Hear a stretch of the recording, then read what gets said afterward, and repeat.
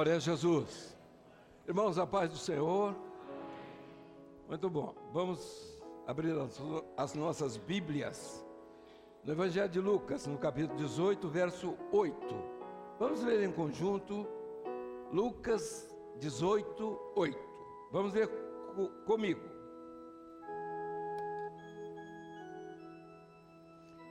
Pronto?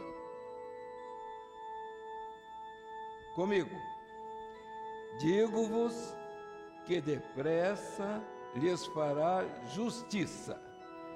Quando, porém, vier o Filho do Homem, porventura achará fé na terra? Meus irmãos, hoje nós vamos ter que ter uma resposta aos nossos anseios e os nossos questionamentos a respeito de fé. Nós sabemos perfeitamente que há um mundo falando em fé. Tudo é fé nisso, fé naquilo, tal. Nós vamos saber se essa fé é a que Jesus vem buscar. O texto aqui da palavra está dizendo o seguinte: é uma pergunta que ele faz, ao mesmo tempo ele está fazendo uma afirmativa. Ele diz assim: quando o Filho do Homem vier, aí ele faz a pergunta: porventura achará fé na terra? Então a pergunta continua. Então ele está fazendo duas perguntas: quando ele vier? E a outra pergunta: ele vai achar fé na terra? Então são duas perguntas no pequeno versículo aqui do Evangelho de Lucas 18, 8. Então nós vamos responder da seguinte forma: primeiramente, nós temos que entender o momento profético que estamos vivendo. Quer dizer, a história profetizada para esse tempo. Então Jesus, ele faz uma pergunta para o nosso tempo. Qual é o nosso tempo? O tempo que nós estamos vivendo é um tempo final da igreja. Aí você diz assim: mas é final por causa de quê? Não, é final porque todos os sinais estão evidenciados, tanto na parte física, como na parte econômica, como na parte social, como na parte política e principalmente na parte religiosa. Portanto, só para distrair um pouquinho, para entendimento de todos aqui, a Bíblia, quando você quer dividir o que está nela, assim, por exemplo, você quer saber esses 6.000 anos, como é que eles estão distribuídos no entendimento da palavra? A própria palavra, ela diz mais ou menos esse entendimento que aponta para um tempo, para um momento. Então vamos lá. Isso se chama dispensação. Então, a primeira dispensação foi de Adão a Abraão. Muito bem, 2.000 anos. De Abraão a Jesus, 2.000 anos. Agora a igreja, que é o tempo a partir do Pentecostes. Pentecostes, então, vamos lá. Igreja, 2.000 anos. Nós estamos há 2.000 anos, aproximadamente, do Pentecostes. Então, se nós somarmos, nós vamos ser 6.000 e vamos entender que mais 1.000 será o que se espera, que é o milênio. Não é um assunto para a igreja, nem preocupação, o milênio. A igreja vai estar aqui e ela tem um tempo que vai se encerrar. Então, o tempo da igreja aqui são os 2.000 anos, os 4, digo assim, são os 2.000 anos da igreja, está aqui, 2.000 anos. Pentecostes aqui, e aqui o arrebatamento da igreja. A igreja vai embora aqui, no final desse período. Aí a pergunta que nós temos é a seguinte: nós estamos no final desse período? Eu faço essa pergunta a todos que estão aqui: estamos sim ou não? Bem, então isso é uma evidência clara do momento que nós estamos vivendo. Então nós temos hoje aqui, podemos dizer assim, a igreja estará nesse final aqui. Nós não sabemos em que situação, mas ela está vivendo o seu final, seus 2.000 anos. Então aqui nós podemos dizer que a partir daqui houve o derramamento do Espírito Santo, que foi o segundo momento preparado para a igreja. Por quê? Nesse primeiro momento foi o Pentecostes, foi o derramamento do Espírito Santo aqui para a igreja poder se estabelecer no mundo. 2000 anos. E agora a igreja vai partir. Outro derramamento do Espírito Santo. De novo, o Espírito Santo. Agora, para o arrebatamento da igreja. O mundo está desapercebido disso. É profético, é bíblico, de que o mundo estaria completamente desapercebido disso. E os textos aqui, Jesus falava sobre isso para os discípulos, falou para os discípulos, dizendo, olha aqui, a minha vinda, quando vier buscar a igreja, então ele começa a mostrar os sinais, vários sinais. Nação contra nação, reino contra reino, isso que todo mundo está lendo na Bíblia. Peste e fome em vários lugares e acontecendo, então, em todo o mundo. Então, há um grito nessa hora, que é um aviso solene para o mundo, mas principalmente para a igreja fiel. Porque a igreja infiel, ela não está preocupada com isso. Ela está preocupada com o movimento, com animação, correr atrás de trio elétrico e fazer desfile gospel. Ela está atrás disso. A igreja fiel, não. Ela sabe que a vinda do Senhor está próxima e ela tem que estar pronta. Porque preparada, ela não vai estar sendo preparada, não está preparada não. A igreja já está pronta. A igreja já está preparada. Porque a qualquer instante nós podemos ouvir o toque de trombeta, que será o arrebatamento da igreja. Então a igreja vai ser arrebatada aqui num toque de trombeta. Vamos então dizer o seguinte, estamos há 2000 anos, muito bem, 2000 anos. Os 2000 anos estão se encerrando. Aí você assim, mas como é que você sabe disso? Como é que nós sabemos? Bom, primeiro estamos vivendo já os 2000 anos da igreja. O período profético, histórico, praticamente está encerrado. Mas há 3 grandes sinais para definir esse tempo aqui. Primeiro, é o sinal sobre Israel. Então, Israel voltou à sua pátria. É o primeiro sinal. Israel. Jesus advertiu os discípulos que fossem ver uma figueira. E ali eles trouxessem os figos colhidos pelos discípulos. A figueira estava frondosa, mas não tinha figos. Aí Jesus seque a figueira, há 2000 anos atrás. Quando ele disse isso, ele estava profetizando a respeito de Israel. Israel ia ser espalhado pelo mundo inteiro, porque a figueira estava pronta, só não tinha figos. Lembrando o seguinte, que a figueira é símbolo de Israel, como a videira é símbolo da igreja. Então, Israel não deu frutos até ali, ele seque a figueira. Israel foi espalhado pelo mundo inteiro, 6 milhões, ou 7, não sei quantos, foram mortos só dentro da Alemanha. De repente, as perseguições no mundo inteiro, o que é que acontece? 2000 anos, Israel volta à sua pátria. Em 1948, Israel voltou à sua pátria. Aí os discípulos disseram assim, quando vai ser a tua vinda? Que sinais haverá da tua vinda? Esse texto nós estamos lendo aqui. A vinda de Jesus para buscar a igreja. Diz assim, quando a figueira brotar. O que ele estava dizendo? Quando Israel voltar à sua pátria. Quando se organizar em nação. Quando o povo tiver estabelecido na terra. Então, o povo foi afastado, foi embora, os exércitos tomaram conta das cidades, e agora Israel volta à sua pátria, e agora a figueira brotou. Então, esse é um sinal profético, como podíamos dizer assim, é um relógio do tempo de Deus. No relógio do tempo de Deus, o tempo da igreja está no seu final, porque Israel já voltou à pátria. Mas o outro detalhe é com relação, vejam, primeiro Israel, agora nós vamos ver os gentios.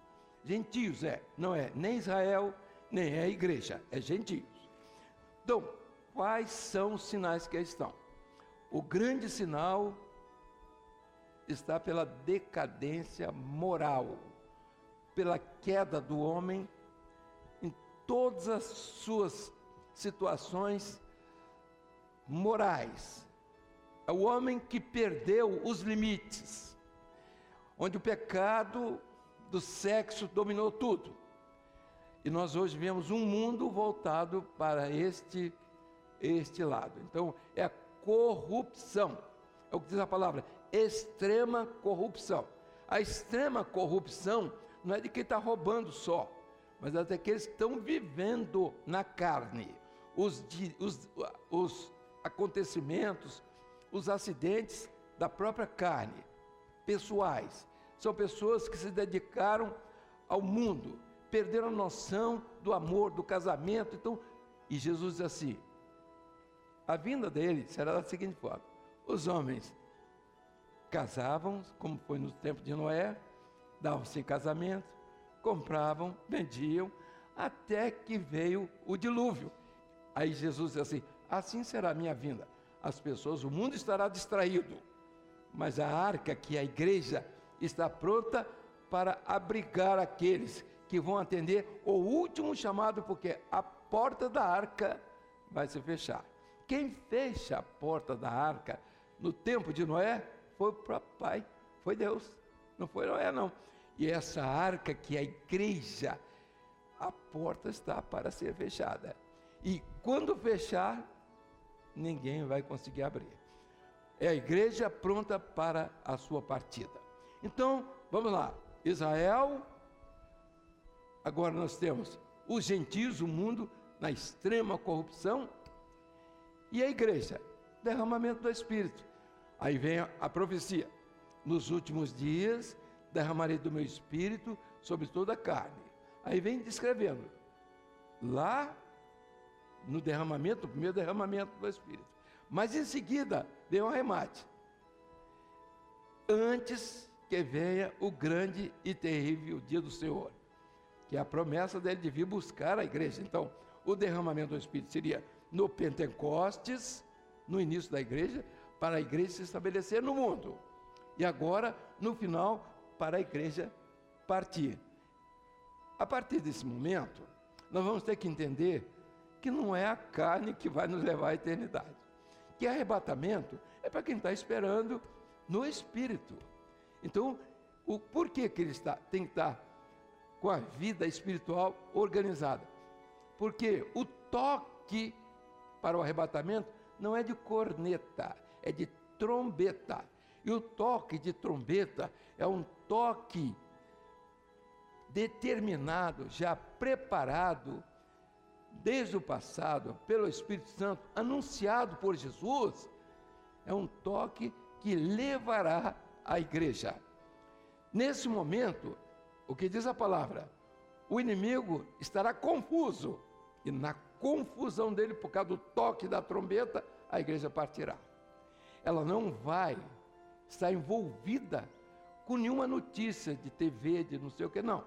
A igreja, nesse momento, ela tem que estar preparada. Por quê? Ninguém sabe o dia nem a hora, porque se o inimigo soubesse o dia e a hora do arrebatamento, ninguém ia subir. Era só um e-mail para cá, telefone para lá, WhatsApp para cá, uma mentira que saiu, então ficou o mentiroso, ficou a mentira e os mentirosos com eles. Então a igreja tem que estar preparada para ouvir o toque de trombeta. Por isso os dons espirituais. Dom espiritual não é para ganhar dinheiro, não é para fazer uma barraca, não é para se promover. Dom espiritual é preparar a igreja para ouvir o toque de trombeta. Quando há um sinal, uma cura, uma bênção, isso vai acontecer para todas as pessoas. Para quê? Que as pessoas se apercebam de que haverá um momento que só ele vai ouvir o toque de trombeta.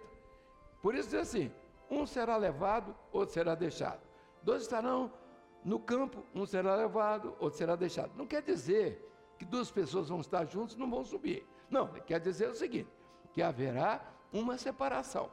Mesmo ainda que sejam parentes, vizinhos, amigos, conhecidos, isso não vai influenciar em nada. Por quê? Porque a responsabilidade é pessoal. Se você tem que evangelizar alguém, evangelize a pessoa que você está mais próximo dela, seus queridos. Se não tiver, se evangelizou, agora outros, amigos, vizinhos, parentes, assim por diante. Então, a igreja irá partir, ela será arrebatada, e as pessoas perguntam, como será isso? E a palavra do Senhor diz assim, ao toque da última trombeta, no abrir e fechar de olhos, como o relâmpago sai do oriente e vai ao ocidente, assim será a vinda de Jesus, que é chamado o Filho do Homem. Então a igreja será arrebatada nesse tempo. Então, esse tempo do fim, agora vamos lá. Nesse tempo do fim, o que é que Jesus quer da igreja? Ele quer que a igreja viva uma fé verdadeira. Então vamos ver uma fé verdadeira. De onde poderia vir uma fé verdadeira? A primeira pergunta que eu faço é a seguinte: se nós temos uma fé que está estabelecida no mundo, na razão dos homens, no entendimento da religião, existe essa fé. Todo mundo fala aí que parte para misticismo, para superstição, e a outra fé que vem da eternidade, que é um projeto da eternidade, que vem da onde há participação da Trindade, onde o Pai elege, onde o Filho chama e onde o Espírito Santo conduz o homem. Então, que é o caminho. Então, essa fé é diferente da fé da obra criadora. Só para que os irmãos tenham uma ideia, mais ou menos, vamos passar aqui as medidas do universo aqui, porque já vamos avançar um pouquinho para os irmãos aqui. Então nós temos as medidas do universo. Temos aqui, a obra criadora tem 4 medidas: largura, altura, profundidade e tempo.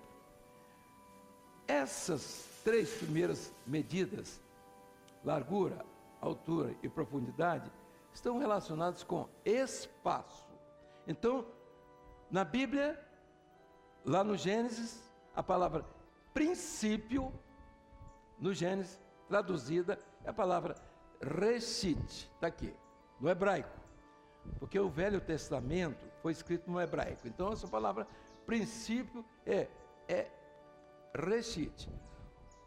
Essa palavra traduzida para o português, ela está se referindo a espaço e tempo. Você vai lá no dicionário, vai ver essa palavra, ela está relacionada com espaço e tempo. O que nos chama a atenção é de que espaço, Newton, que foi grande físico, matemático, foi quem propôs essas primeiras medidas, essas 3 primeiras medidas do universo. Certíssimo.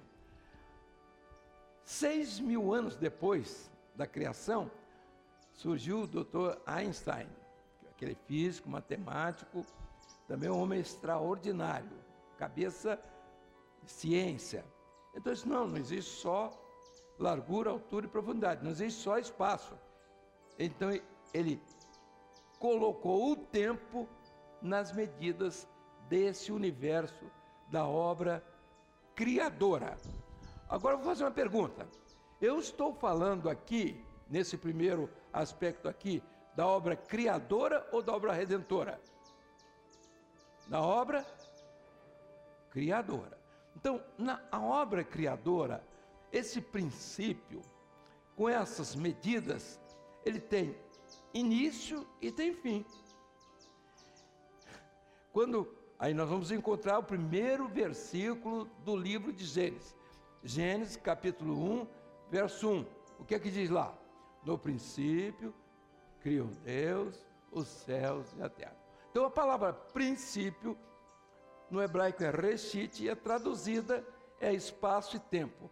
Vejam só, quantos anos se passaram para Einstein dizer que existia tempo, quando já estava lá, traduzida já na Bíblia, no hebraico, nessa primeira palavra que é princípio.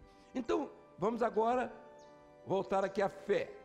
A fé que nasce aqui no Gênesis, daquilo que é do Gênesis, que é da criação, que tem início e tem fim, porque a obra criadora, ela passou a ser contada a partir da criação, claro. Então, no nosso tempo, são 6.000 anos. Então, são 6.000 anos. Então, veja os irmãos, é pena porque só me dão um negócio assim, quebrado. Né? Eu nem comecei a falar nada, o troço já está caindo, quebrado, já não tem lanterna, não tem pilha. Meu querido, toma aqui, ó. Se eu não estou sendo discreto, seu amigo não vai se importunar. Então, daí, conserta para mim, para ver. É porque nós estamos ligados com os irmãos de Maceió. Nós estamos ligados com os irmãos. Esse canarinho cantando, sai daí, seu camarada, você está atrapalhando. Mas o cântico deles é bonito, né? Eu mandei ele parar e que ele desandou. Mas vamos deixar o canário para lá, porque o canário tem outra conversa depois sobre o canário. Então veja aqui, tem a turma aqui do Assalpão, tem uns 3, aí olha a cara do camarada querendo pegar o canário. Aí, eu conheço essa raça aí. Então vejam só, esse princípio criou uma fé. Então essa fé é material. Então eu digo assim, olha, se você comprar isso aqui, vou botar uma coisa maior, porque tem muita gente que enxerga pouco. Então, você compra isso aqui, porque a partir de amanhã você vai receber uma grande bênção. Aí a sua fé, que já não tinha, saiu de você, entrou nesse objeto. A sua fé passa a ficar no objeto. Se você perdeu o objeto, você perdeu a fé. Essa fé da obra criadora. Essa fé é da obra criadora. Ela morre com o homem, não tem valor nenhum. E a religião, ela faz isso. Ela é competente para botar as pessoas rodando em torno de um objeto, e ele fica rodando a vida inteira. E ali, ele bota o dinheirinho, bota as coisas. Não estamos contra quem está dando dinheirinho, pode dar à vontade. Se você está crendo nisso, pode dar. Ele deve continuar ajudando esse pessoal que está pregando esse tipo de fé. Então, essa fé é relativa, é material. Ela vai terminar na superstição e no misticismo. Então, vamos dizer, ela é algo concreto, é coisa de material mesmo. E ela está na razão do homem. A pergunta agora, de tudo isso, o que é mais importante? É a criação, é o concreto, é isso aqui, é o recinto, é a razão. De tudo isso. A razão. Por quê? Porque a razão está no centro do projeto humano. Sem isso, então não vai acontecer religião. Então, religião na razão não vai à eternidade. Fé baseada na razão não passa do chão. Entendeu? Eu queria até lembrar aqui alguns irmãos, as pessoas que estão aqui, alguns gostam de celular, não é verdade? Nem entrar no celular, não pode se desgrudar do celular porque já é vício. Outros chicletes, mas a minha preocupação não é tanto com o celular, é com o chiclete, sabe por quê? Ele bota debaixo do banco, o viciado de chiclete, a primeira coisa quando ele senta é passar a mão, ver se tem algum resto de chicletes. Quando tem, ele passa e mete na boca. Por favor. Então vamos continuar. Aqui não é lugar de chicletes. Entendeu? Depois dá uma escovadazinha no dente e dá tudo certo. Melhora, pelo menos. Então, continuando aqui, esta fé é do homem. O homem vai morrer. O homem é um ser temporal. Eu pergunto, essa fé é que Jesus vem buscar? Sim ou não?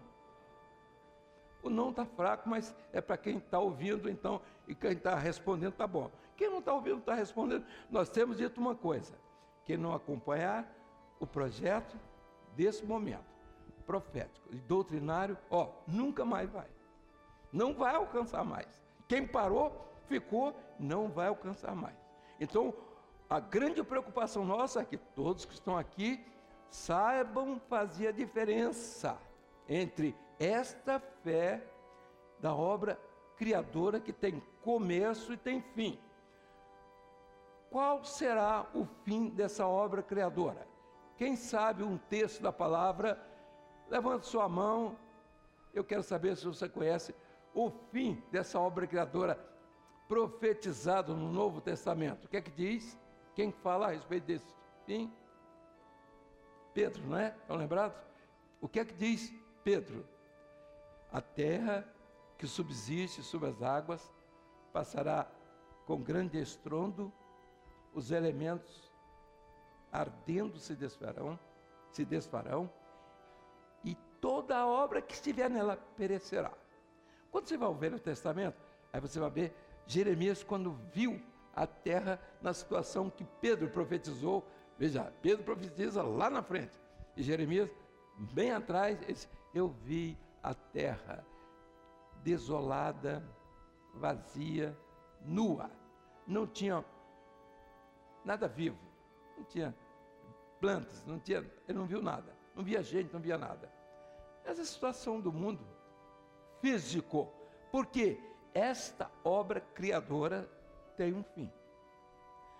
Então, se sua fé está baseada no material, você está, então, como o indivíduo quer te colocar noutro patamar, que ele diz que é espiritual e não é misticismo, é superstição. Então ele diz assim, olha, não anda de costas, você entra para uma porta, não sai pela outra, aquela coisa, roupa branca, não pode subir escada, não sei o que, andar para trás, passar debaixo, um monte de coisa. Ferradura, cuidado. Não, ferradura, até eu aconselho, não deixe pegar no pé, porque aí fica ruim. Mas veja só, as pessoas vivem disso, superstição e misticismo. Olha, tem um patuá aqui, para a hora que eu der o tiro, acertar na cabeça do camarada certinho.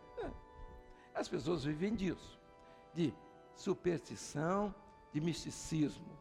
Meus irmãos, esse é o evangelho que está aí, está indo para aqui, superstição e misticismo.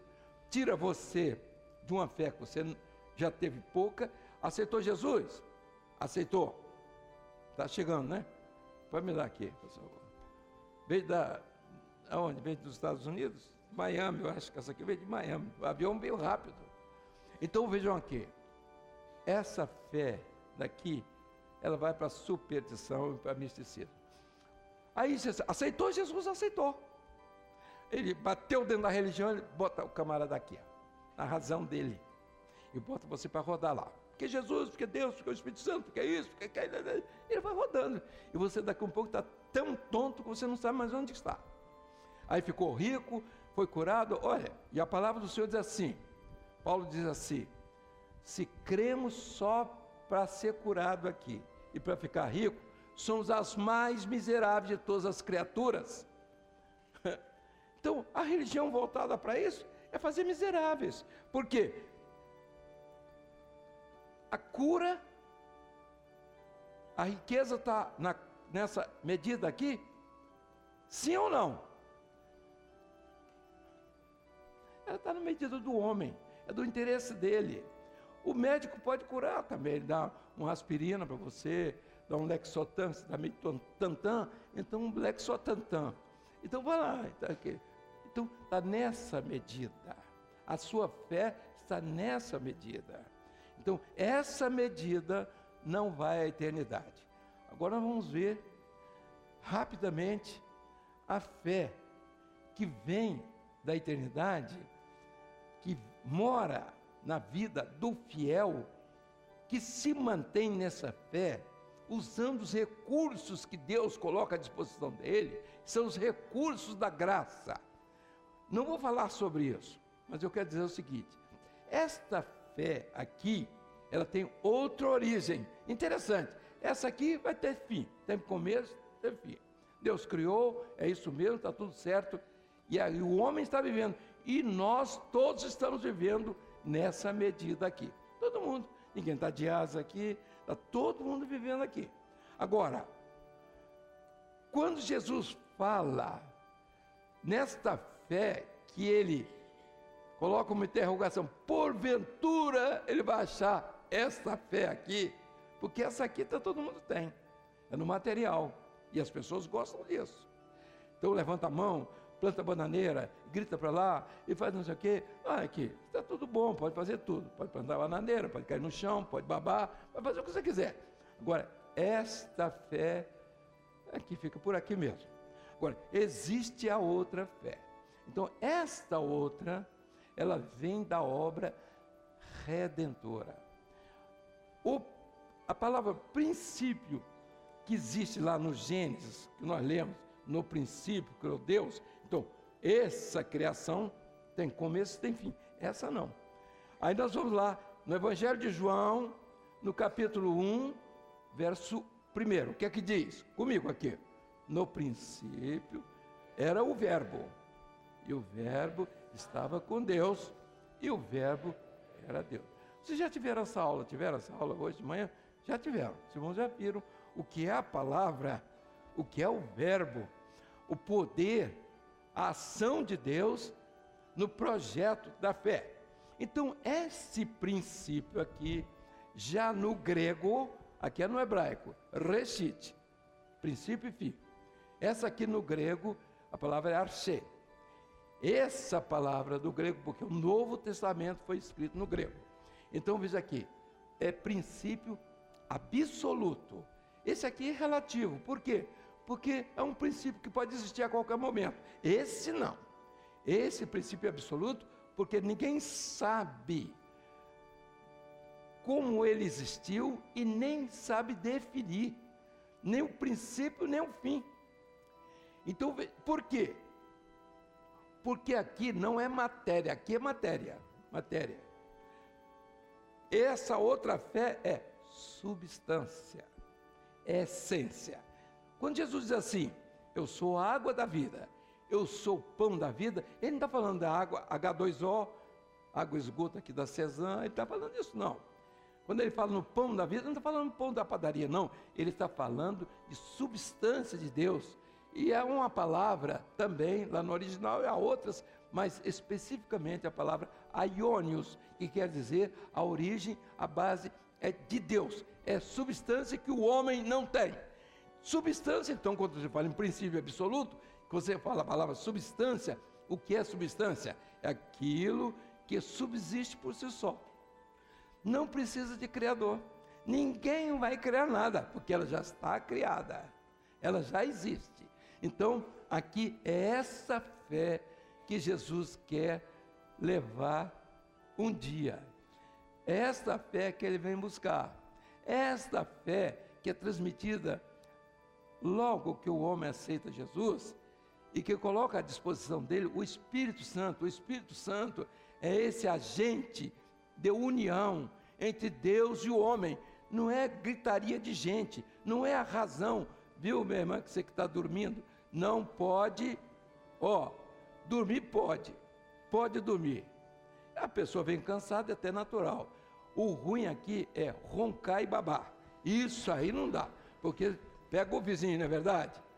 Então presta bem atenção, porque você não vai mais ouvir isso aqui, não é? Daqui para frente você tem que definir, ver se, eu tô tendo uma visão, não, deixa para depois.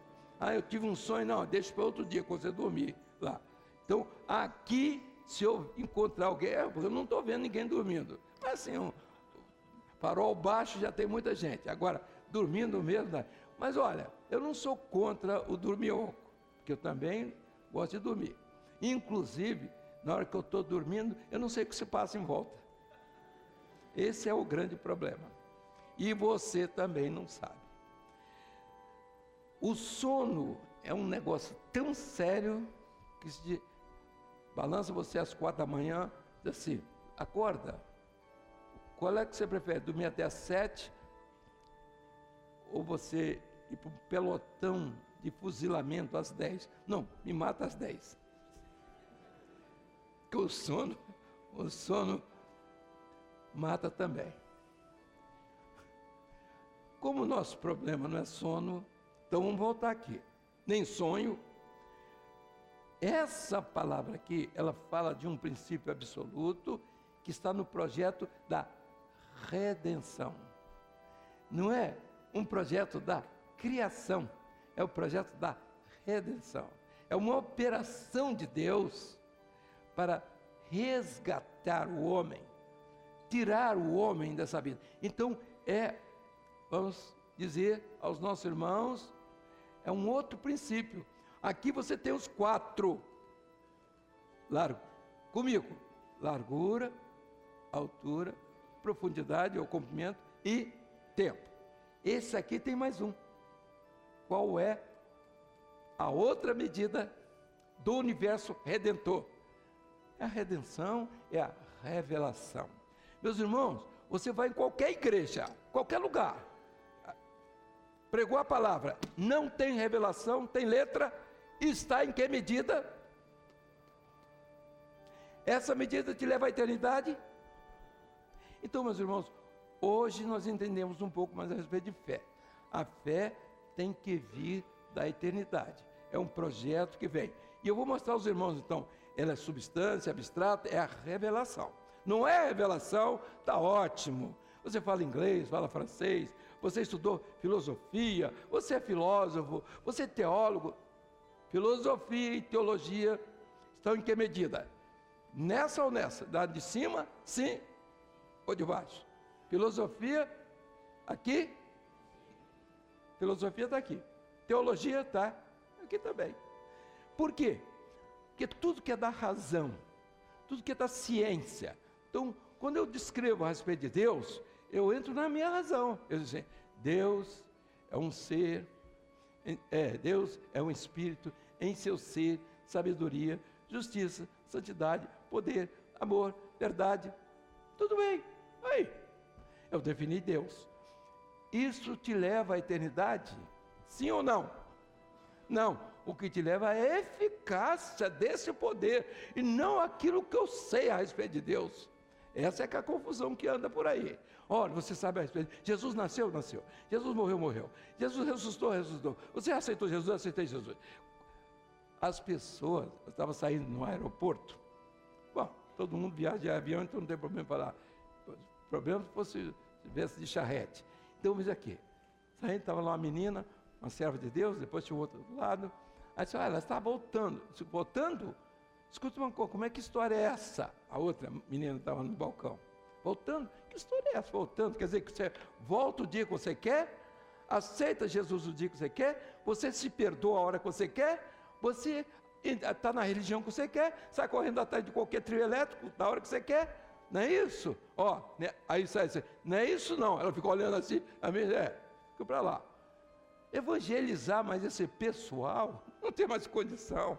Ou você diz a ele o português claro, ou você vai ficar, olha, aceita Jesus, Jesus te ama. Ah, Jesus ama, não precisa. Isto é consciência, Jesus ama, pronto, acabou. Todo mundo está aqui, todo mundo é amado de Jesus, tá bom? Agora, se você vai para o céu, não sei. Se você ama Jesus como Ele te ama, é outra coisa. Uma coisa é a consciência, outra coisa é a eficácia. Quais são os sinais de que você ama Jesus? Isso que eu quero saber. Não, a minha igreja vai não sei o quê, quando eu vou fazer vestibular, eu faço madrugada, só no seu interesse, né? É a mais miserável de todas as criaturas, que o seu interesse está aqui, ó. Só aqui. Aí você diz assim, então não vou fazer vestibular. Não, você deve fazer vestibular. Não, então não vou comprar carro, não, compra 5. Casa, não, compra mais 2 apartamentos, não tem problema nenhum. Agora, isso não vai acrescentar a sua fé em nada.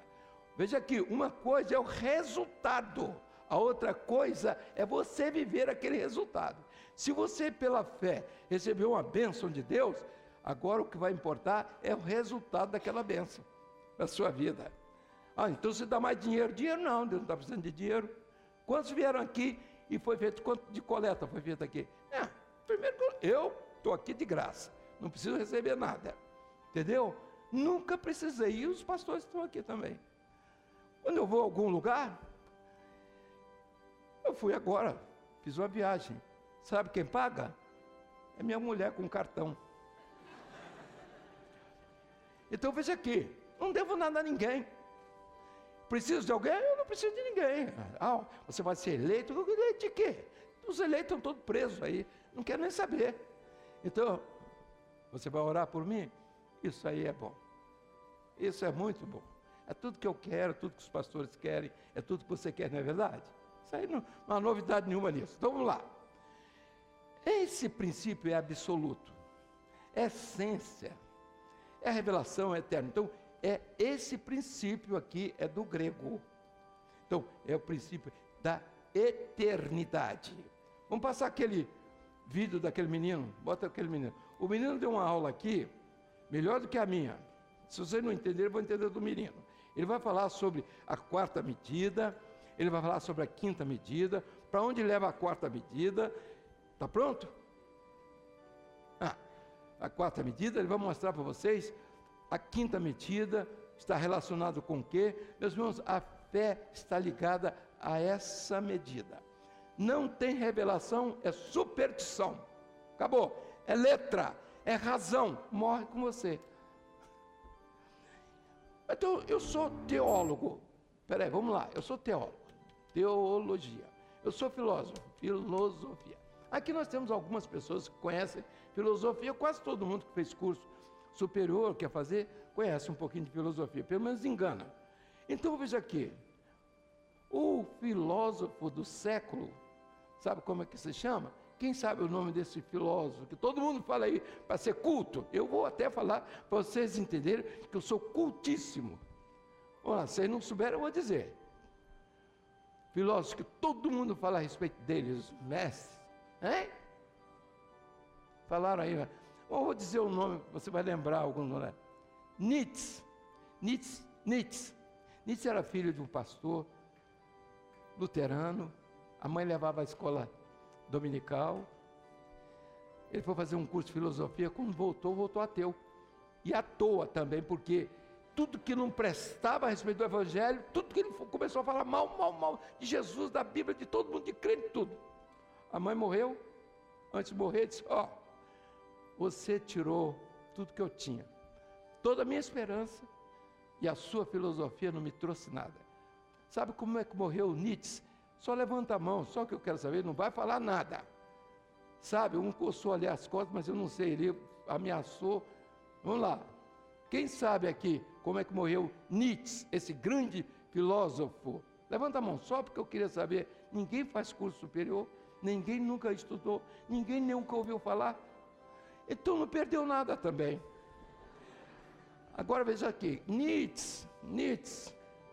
Sabe como é que morreu Nietzsche? Agarrado com um burro.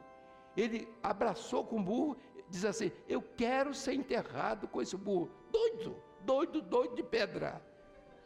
E tão burro quanto o que ele abraçou. E veja aqui, se você gosta de Nietzsche, você é fã de Nietzsche, primeiramente o que você tem que fazer, nem que seja roubar, você tem que ter um burro na sua casa dormindo com você. E para você, a hora que morrer abraçado com o burro. E se os burros do Brasil, todos, abraçassem os filósofos, não sobrava nenhum burro mais. O Brasil não tinha mais burro. Eu falei em filósofo, vou falar num teólogo, Kierkegaard, teólogo. Teólogo de quê? Da angústia. Quem quiser ver, vai ver o paradoxo de Kierkegaard. Tem um livro aí, rodando aí no Brasil inteiro. Morreu aos 38, 36, 38 anos, era um dinamarquês, também pancada.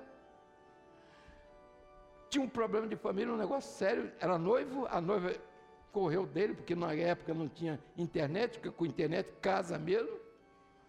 Então ela viu que o camarada não era bom dar dos parafusos, aí ele escreveu, fez a filosofia dele, ele escreve um livro, são uns rabiscos, você não sabe o que ele está escrevendo, da doideira dele, do evangelho que ele diz que cria e da filosofia. Mas a filosofia dele baseada em angústia, é isso que você quer? Então eu recomendo Kierkegaard. Filosofia que vai te levar para o céu? É teologia que vai te levar para o céu? Teologia está em que medida? Está nesta de cima, nessa aqui? Tá, sim. Filosofia? Tá, também. O criacionismo, Deus criou todas as coisas, está aqui ou está aqui? Meus irmãos, Darwin entrou aqui dizendo que ele entendeu que matéria, que Deus fez o mundo com a matéria, e Deus não fez o mundo com matéria, fez com substância. Matéria é isso aqui, tudo isso que nós somos. Vamos terminar lendo Hebreus 11:3. Vamos ler? Pode botar. Vamos ler comigo? Pode botar. Comigo aqui. Meu companheiro não desistiu não, então tá ótimo. Está aqui. Comigo. Leiam aqui. Leiam lá em cima. Ora, a fé é o firme fundamento das coisas que se esperam. Foi isso que eu disse que era para ele botar? Foi isso? Hein? O que é que eu disse para ele botar? 11:3, ele errou por 2 só. Então bota o 3 agora aqui, 11:3. Porque eu estava falando a respeito de quê? A respeito da criação. Esse mundo não foi feito daquilo que Darwin pensa que foi feito. O mundo foi feito do que é aparente. Vamos lá. Pela fé, entendemos que os mundos, pela palavra de Deus, foram criadas. De maneira que daquilo que se vê não foi feito do que você está vendo. Davi, seu bocó, não foi.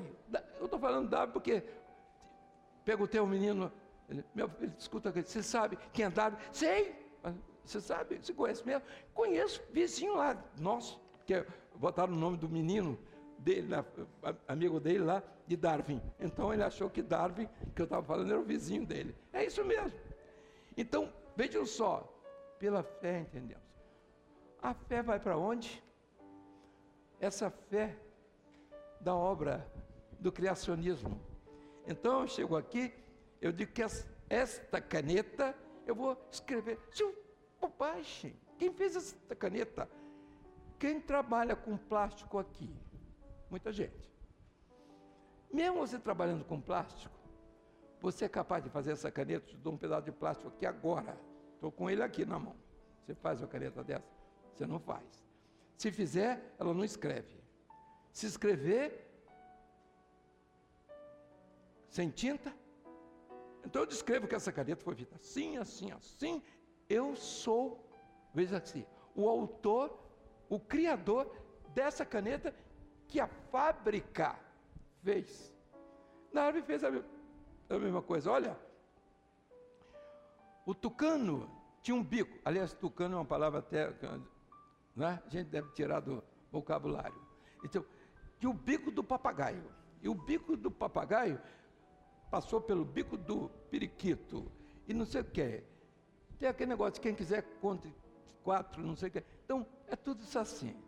Não existe isso. A ciência é bonita, mas quando ela vem para esses absurdos, você pegar do fim para o começo, então eu começo a dizer que esta caneta, que a folha que está ali, que seu óculos está aqui, que sua roupa, seu vestimento está aqui, que a transmissão está aqui, eu sei como é que foi feito. Então, o mundo inteiro que foi feito pela palavra de Deus, eu começo a dizer como é que foi feito. Que gracinha, não é não? E tem tanta gente aqui, professor e professora, que não sabe responder isso para as crianças. Esse é que é o problema. Ela vem, porque ela está aprendendo isso na escola, o evolucionismo, a transformação das espécies. Então, isso é o máximo da cultura, máximo da cultura, não é de culto, não é de curto e doido. Tem alguém contra? Vai levantar a mão. Vai levantar. A gente discutir.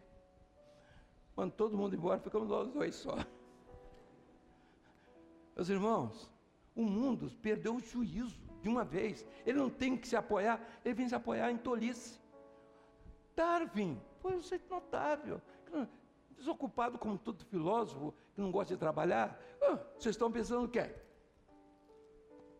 Marx, quem que vocês estão achando? Alguém pensa que Marx aqui era ateu? Levante a mão. Então todo mundo sabe que Marx não era ateu, não é? Então vou fazer uma pergunta.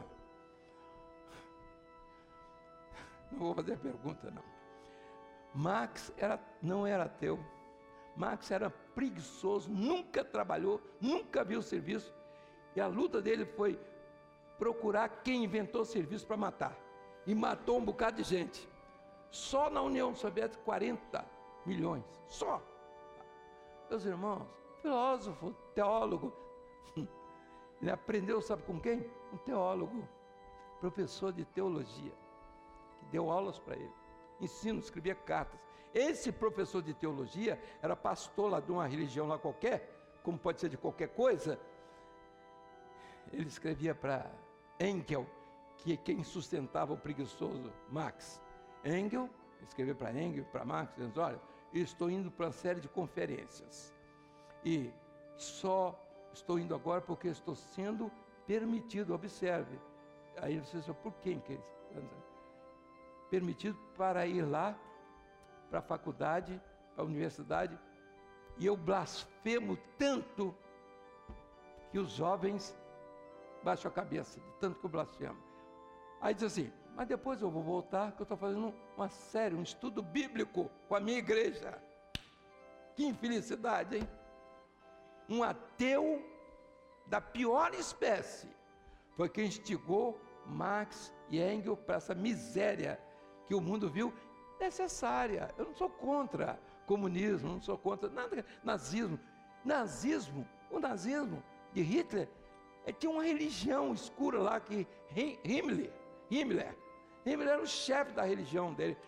Ele tinha um subterrâneo que ninguém sabe qual a medida, profundidade debaixo do chão, que eles faziam os cultos dele. Meus irmãos, para matar 6 milhões de judeus, 1.200.000 crianças no frio, na chuva, na fome, só tendo uma boa religião mesmo, não é?